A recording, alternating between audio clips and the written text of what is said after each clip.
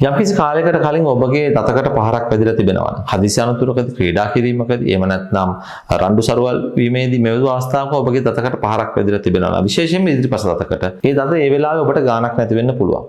ඒ සිදුවීම ඔබට අමතක වෙලා යන්න පුළුවන්. නමුත් කාලයකට පස්සේ ඔබට දැනෙනවා මේ දතේ වේදනාව. විශේෂයෙන්ම උණුසුම් ආහාර, තේ වගේ දේවල් බොනකොට, තේ කෝපි වගේ දේවල්, එහෙම නැත්නම් සීතල ආහාර, අයිස්ක්‍රීම්, එහෙම නැත්නම් සීතල වතුර මේ වගේ දේවල් බොනකොට ඔබට ඇදුම් කෑමක්, වේදනාවක්, කිරිවැටීමක් මේ දතේ දැනෙනවා. ඒ කියන්නේ මේ දත මේ යාමෙන් පවතිනවා හෝ මේ ගිහිල්ලායි තිබෙන්නේ. දැන් තවදුරටත් සංකූලතා මේකේ ඇති වෙන්න පෙර ඉදිරියට ඇති වෙන්න පුළුවන් වේදනාව, දතේ මුදුන ගෙඩියක් එන්න පුළුවන්, දත හෙලවෙන්න පුළුවන්, අඳුරු පැහැවෙන්න පුළුවන්. මේ තත්ත්වයන් වළක්වා ගැනීමට නම් ඔබ මේ දත ස්නායු ප්‍රතිකාරයකට භාජනය කළ යුතුයි. දත ඉවත් කරන්න හිතනවා නම් ඔබ ඒක එක විකල්පයක්. නමුත් දත තබා ගැනීමට හුඟක් විශේෂයෙන්ම අලුත් පරපුරේ රෝගීන් බලාපොරොත්තු වෙන්නේ. එතකොට මේ දත අපිට ස්නායු ප්‍රතිකාරයකට යොමු වෙලා මේ කියන සංකූලතා, වර්තමානයේ තිබෙන සංකූලතා සහ අනාගතයේ ඇතිවීමට තිබෙන ඒ කොම්ප්ලිකේෂන්ස් වලින් අයින් වෙන්න පුළුවන් බව මතක තබා ගන්න. එහෙම වුණොත් දත ස්නායු ප්‍රතිකාරයකින් ඔබට පාවිච්චි කරන්න පුළුවන් තත්ත්වයට පත් කරගන්නට පුළුවන්.